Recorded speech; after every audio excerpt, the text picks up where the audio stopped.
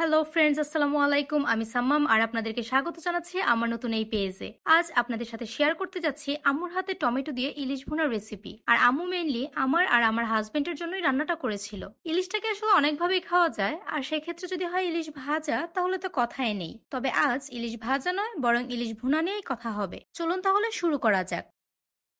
এখানে মিডিয়াম সাইজের দুটা ইলিশ নিয়ে ভালোভাবে সেটা কেটে ক্লিন করে নেওয়া হয়েছে।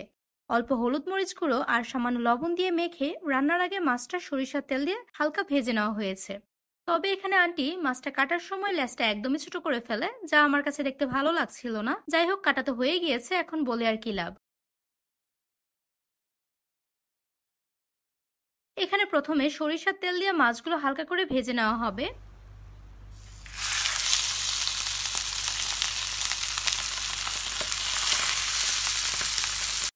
ইলিশ মাছটা আসলে অন্য মাছের মতো এত কড়া করে ভাজার তেমন একটা প্রয়োজন হয় না। দু একবার মাছটা ভালোভাবে উল্টে নিয়ে তারপর নামিয়ে নিয়েছিল। ও তবে একটা কথা, দুটো মাছের মধ্যেই কিন্তু ডিম ছিল। আর এই রান্নাটির জন্য যা যা লাগবে তা হচ্ছে লবণ, হলুদ মরিচের গুঁড়ো, এখানে আদা, রসুন, পেঁয়াজ, জিরা এগুলো ব্লেন্ড করে নেওয়া হয়েছে। আর লাগছে টমেটো পেস্ট, এখানে একটা টমেটো নেওয়া হয়েছিল। এবার মাছ ভাজা তেলের মধ্যে পেঁয়াজ বাটা দিয়ে অল্প একটু নেড়ে নিয়ে পরে একসাথে 1 চা চামচের কম রসুন এবং জিরা বাটা, 3-4টা কাঁচামরিচ, হাফ চামচ হলুদ মরিচের গুঁড়ো আর পরিমাণ মতো লবণ দিয়ে নেড়ে চেড়ে ভালোভাবে কষিয়ে নিতে হবে, যেন মশলার কাঁচা ভাবটা একদমই চলে যায়। কাঁচামরিচটা লাস্টের দিকে দিলেও হতো, এক্ষেত্রে অন্যরকম একটা হালকা ফ্লেভার আসবে। সেক্ষেত্রে মরিচের গুঁড়োটা অল্প একটু বাড়িয়ে দিলেই ঝালটা অ্যাডজাস্ট হয়ে যাবে। মশলাটা যেন পুড়ে না যায় সেজন্য এখানে কিছু পরিমাণ পানি দিয়েছে। এ পর্যায়ে আগে থেকে করে রাখা টমেটোর পেস্ট মশলাটার মধ্যে দিয়ে ভালোভাবে মিশিয়ে নিতে হবে।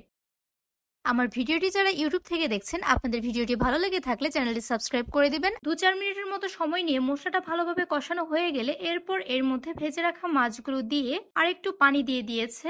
এই পানিতেই পুরো তরকারিটা সুন্দরভাবে হয়ে যাবে। যেহেতু ভুনা ভুনা হবে তরকারিটা, তাই এখানে খুব বেশি একটা পানির প্রয়োজন হবে না। এবার ঢেকে দিয়ে আর অল্প কিছুক্ষণ জাল করলেই হয়ে যাবে।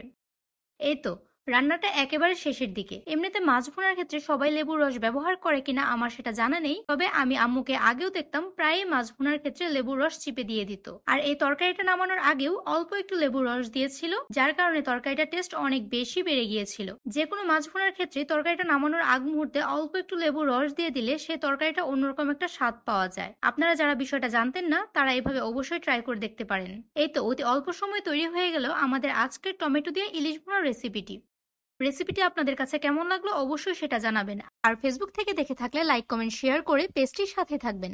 আজ এ পর্যন্তই ছিল, আবার দেখা হবে নতুন কোনো কিছু নিয়ে। আল্লাহ হাফেজ।